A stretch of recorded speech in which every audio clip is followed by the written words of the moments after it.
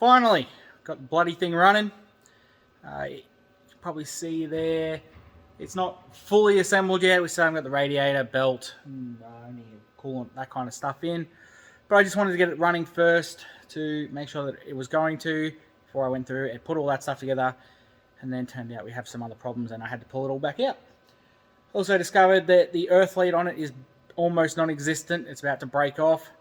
So that produced a bit of smoke while we're trying to get it going. Hence why we're running it with the jump pack like that, hooked up onto the earth leads and the positive lead. And if you come in here, see, whoop, that's about all that's left of the earth. So thankfully we started, so it is time to put the rest of this thing back together and take for a run.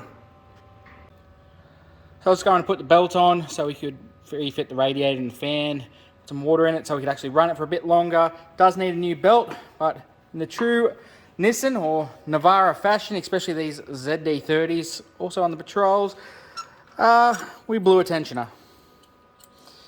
So basically, that had popped out. I would say there's supposed to be a circlip or something on the end there.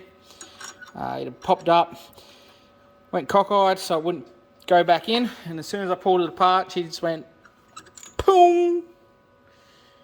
And so yeah, that's a new tensioner needed, which was a cost and time-consuming bit that I really couldn't afford right now. But it is what it is.